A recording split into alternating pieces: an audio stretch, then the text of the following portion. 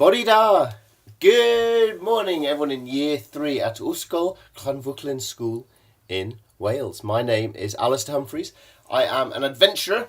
A cold one this morning. I've still got my sun hat on. And my jumper needs repairing. But I'm called Alistair, and I am an adventurer and an author. I write books, and I've written The Boy Who Bite the World books, and I've written The Girl Who Rode the Ocean, which you have been reading in school. Thank you for reading my book. And also, if you are good at reading Korean, I've written a book called Great Adventurers, which you can get in English. Not in Welsh yet, but you can get it in English, and also you can get it in Korean. How cool is that? Look how beautiful that writing is. It's absolutely fantastic. I can't read it at all, so I hope the translator got it right. And it doesn't just say here, Alistair Humphreys is an idiot. Hopefully it says Great Adventurers. Right, you have been reading my book. Thank you very much for that. And even better, you've also been sending me some fantastic questions. Quick sip of coffee. Oh, look at this. This is my coffee cup from Japan with beautiful Japanese writing on. And it's got the names of all the different bits of sushi in English, thick roll, and then so you can pronounce it, futomaki in Japanese, and then the squiggly little Japanese writing, which I cannot read at all. And also it's quite dirty because I never wash it, being in my shed. Anyway, sorry, you are busy. You've got things to do today. You don't need to listen to me just chatting away. So, let me get on and answer some of the fantastic questions you have written about the girl who rode the ocean. So, here we are. Darcy says, how long did it take to write the book? Darcy, how long is a piece of string? It's a hard question to answer because I rowed across the Atlantic Ocean in a rowboat in about 10 years ago, so quite a long time ago. And then I came home and I started writing a book about the adventure, and it wasn't very interesting. And then I thought it would be more interesting to write a book for children about rowing the Atlantic. And I'd written this book already. It's called The Boy Who Bite the World, and it's about my own adventures when I cycled around the world, but I made it with a boy riding around the world. So I thought, to be fair, the next book should be about a girl who rode the ocean. So I took this to some book publishers, the people who make books, and I said, I want to write a book for children about a girl who rode the ocean. And they said to me, no one will read that. People don't want to read books about girls having adventures. People don't want to read books, and boys certainly won't read books about girls having adventures. And I said to them, well, I think that's very stupid, because lots of people want to read about girls having adventures, and lots of boys, or at least the boys I know, the cool, clever, superstar boys I know, they don't care if it's a boy or a girl rowing the ocean. They just want an exciting, interesting person rowing the ocean. So I struggled for quite a long time to find anyone to publish the book, and they said it wouldn't sell very well. And in the end I thought, you know what? I don't care. I want to write a book about a girl rowing an ocean, so that's what I'm going to do. And I did it. And therefore, Darcy, the answer is it took quite a long time to write the book. But the short answer of all of that is that usually it takes me about 1 year to write a book. While I'm talking about this, I'm going to answer Yestin's question about why did I choose a girl to row the ocean and not a boy. So, a couple of reasons. One, I'd already done a book about a boy, so it was time to do one about a girl. And then secondly was that there are a lot of adventure books about boys going on adventures, and there aren't so many about girls having adventures. And there's loads of girls I know who have brilliant adventures, so I thought we needed more books about girls having adventures. And also, as what I said just a bit now, that sometimes there's a worry that boys don't like reading books with girls in them. Well, I thought, I'm going to write a book with a girl who's doing cool adventures, and I really hope that boys will like it. So that was why I then chose to have a girl rowing the ocean. Sorry, that was a long answer, Darcy. Very long answer. Next question, Braden. How long did it take for you to row the ocean? Well, it took me 45 days to row the ocean. There we are, that's a short answer. But when I rowed the ocean, there were actually 4 of us in the rowing boat. It was me and 3 other people rowing together, and we would row for 2 hours. 2 people would row at a time, and we'd row for 2 hours. And then we rest for 2 hours while the other 2 people row for 2 hours. And after 2 hours, those 2 people rest, and us 2 people go out and row for 2 hours. There's a lot of number 2s in this answer. Ooh, number 2s. Speaking of number 2s, did you like the bit in this book about how to go to the toilet on the ocean? Daisy says, how did you come up with the names of your characters? So, in this book, the boy who biked the world is called Tom. And in this book, the girl who rowed the ocean is called Lucy. And in the real world, my 2 children are called Tom and Lucy. So I thought I'd do them a book. Also in this book is Ava. Ava's Lucy's friend in this book. And in real life, Ava is a real life friend of Lucy's. Some of the other names in the book. So in the class, quite a lot of the children who are in the class in this book, their names are the names of real life people who've done amazing adventures crossing oceans, rowing oceans. So that I just pinched some of their names and popped them in just so that the book's got some... This class is full of people who've done incredible ocean rows. And then there's a few other names in the book which are mostly just friends of my children. So I scattered their names in. And do you know what? That is a good thing to do, because then it's a good way of me testing whether any of my friends have read the book. So recently, for example, one friend of mine, she said to me, "Thank you so much for putting my children's names in your book. That's really kind." I said, "No problem." And then I know some other friends of mine whose children in the book, and they haven't said thank you. And that means they haven't read my book. This book, by the way, starts off with a sea captain called Captain Horrocks. And in real life, I have a friend called Horrocks. And he had this book, and for years and years, he didn't mention it. And then they had another little girl, and when she got to being old enough to read, she's like, "Daddy, you're in the book." And so after about 10 years, my really good friend finally read my book. That's how I came up with the names. Lindsay says, why did you write about a banana sandwich? A banana sandwich. Ooh, I hope you've tried a banana sandwich. When I cycled around the world, I ate a lot of banana sandwiches because they are cheap, they are good energy, and they're pretty healthy. So in this book, Tom, biking the world, he eats a crazy number of banana sandwiches. And so this book is Tom's sister Lucy. It kind of sort of carries on from the other book.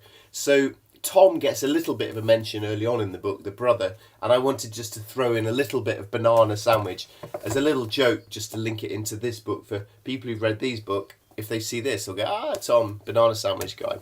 By the way, you should try banana sandwich. They're really nice. I recommend them. Florence says, why is she all on her own? That's a very good question, Florence. Lucy rows the ocean on her own. So, in real life, I rowed the boat with 3 other people. There were 4 of us. When I started to write this book for children, I started having 4 people in the book, but it got really complicated and really hard to write, and I don't think I'm a clever enough writer yet to do that. So I got rid of them, and I got it down to 2 people rowing the ocean, Lucy and Ava. But still, I found it really hard to write this book, especially because if there are 2 people rowing the ocean, one person rows while the other sleeps, then the other person rows while the other sleeps, and they just swap. So they don't really see each other, they don't really talk, so there wouldn't be much of a story between them. And I was writing it for ages, like a year and it was rubbish. So in the end, I got rid of Ava, moved her just over to being on the shore, and turned everything into just Lucy rowing the ocean, which was certainly much easier to write. The problem with it, though, is that one person in an ocean could be a bit boring. And you'll have to tell me you've read the book if it's boring or not. I hope not, but I tried to not make it boring.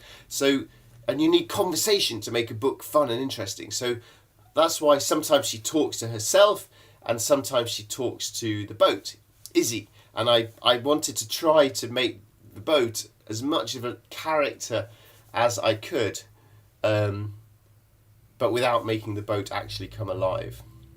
Oof, I'm now getting hot. It's warming up. I've got my radiator on this morning. It's warming up. Look at my hair. Messy. Maisie, were Lucy's parents worried? Now, I've now written a book about a young boy who cycles all around the world on his own without his parents, and a book about a young girl who rows all the way across the Atlantic Ocean without her parents. And I think in real life, a parent would be very worried about that because it's pretty difficult and scary stuff to do. But I think that parents do a lot of worrying about children, and I think mostly children are pretty awesome and can do a lot more stuff than we give you guys credit for. And I think if young people in year 3 and 4 had to go off on an adventure, I think you'd be brilliant at having adventures. I think you could do amazing adventures. You could plan what to do, prepare where to go, and then you'd be determined and work hard, and I think you could do amazing adventures. And so I think then Lucy's parents in the book shouldn't be worried. In real life, of course, whenever somebody you love goes off on a big adventure, then you are worried because there is some risk and danger to adventure. That's part of the point, part of the appeal and the attraction is to have some danger and risk. So anyone worries when people go off on adventures, but it's up to the person doing it, up to Lucy, to plan carefully, to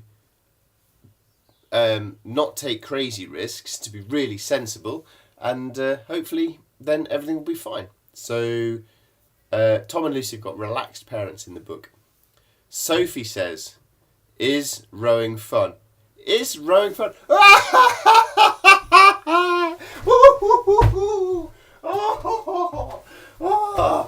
Oh, Sophie, you made me laugh. Is rowing fun? Oh. I hope you were joking, Sophie. I hope you were joking. Because that was a very funny joke. But rowing is not fun. No, rowing is not fun at all. Actually, that's not true. Rowing is fun for about 10 minutes. And then after that, your bottom starts to hurt, your arms hurt, your legs hurt, and it's kind of boring. You just do this for 2 hours. And then you do it again and again and again. Oh my goodness. No, rowing is not fun. Going on adventures is fun. Being out on the ocean, seeing beautiful places is fun. But mostly rowing is a challenge. No, rowing's not fun. Stefan, does it have a happy ending? Well, Stefan, I can't possibly spoil the story. You'll have to read on and find out. Elsie says, why did you call the sponsor Easy Freezy Pizzas? Okay. Lucy decides to row across the Atlantic Ocean. Unfortunately, rowing across an ocean is really expensive. I mean, crazy expensive. So, in real life, it's much easier to get yourself a bike and a tent and go on a long bike adventure than it is to get a rowing boat and to row an ocean. It's really, really expensive. So, when I was writing this book, I'm getting cold again. When I was writing this book, I didn't really know what to do because obviously young people who want to go on adventures don't have thousands of pounds to spend on adventures. So I wondered whether Lucy should get the money for this adventure from her parents, but my book editor said that doesn't look really nice. That kind of looks like only millionaire kids can go on adventures. We don't want that. So I was thinking, how then could someone get the money to go on an adventure? I thought, a sponsor, which is how in the real world how we paid for this adventure. You write to companies and ask them to help you, and if they're interested, they give you money. They put their name, their adverts on things, like you see footballers with the names across their shirts. You get sponsored, and then people learn about the name of the company. So that, yes, that's what I'll do. I needed to think of a name of a company. Right. At this time, I was also trying to make the boat be more interesting than just the boat, because I wanted Lucy to be talking to the boat.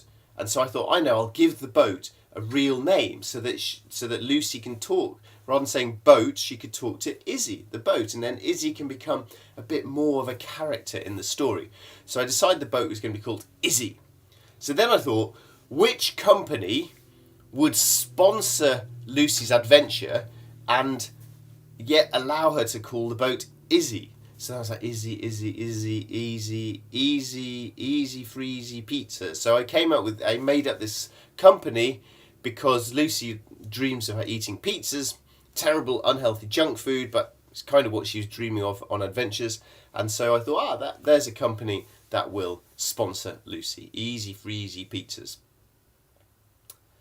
And Cassia ends with possibly the very best question I've ever been asked in many years of being asked questions about rowing across the Atlantic Ocean. And Cassia, this book about a girl rowing an ocean, Cassia asks the brilliant question, which I don't know why people haven't asked before. Why aren't there any horses? What a fantastic question. Why aren't there any horses in this book? And you know what? I blame the editor of this book, because to make this book better, there should definitely have been some horses. Although actually, look, if you look on the picture, do you know what, when the waves, the white bits splashing on the front top of waves at sea, do you know what they're called? White horses. So actually, there are horses in the book. This, by the way, is kind of what our boat looked like. It was green like this. We had solar panels on the back to make electricity. There's a flying fish. We saw lots of flying fish. They would fly and land on the boat. On the back, a storm petrel, a lovely bird we'd see, a whale. And I don't know if you noticed this, by the way, when you were reading the book, did you see down at the bottom corner, Lucy actually... I can't get near the camera. Here we are. Look at Lucy actually rowing across the ocean in her boat. That, by the way, is the bit I really like about this book. Now, hang on, just want to get to one more thing. So, acknowledgement. So at the end of a book, you always see people saying thank you to people. Now, this book, I wrote this book. It's my book. It's got my name on the cover. But to make a book good, you can't really do it on your own, because you write and write and write. What's really helpful is to then show your book to other people, to clever people who really like reading books and understand stories, and they read the book and they can see the mistakes I've made and the bits that aren't that interesting, and encourage you to go back and write it again and make it better. They're called editors. And I wanted to say thank you to, look, here's my list of editors. John Doolan, Mr. Doolan, you're a fantastic teacher. Help me edit this book. He did a lot of work to help me make this book better. So I imagine he is a brilliant teacher for teaching you guys about stories. So, thank you, Year 3 and 4, for your brilliant questions. Thank you, Mr. Doolan, for sharing this book with your class. And thank you also, John, for editing my book. Thank you very much. Diolch. I hope you've all had a very... I hope you've sort of kind of enjoyed this, and I hope most of all that you'll plan to go off on lots and lots of good adventures. So, goodbye. Hwyl fawr. Have a brilliant day. Bye everyone. Thank you.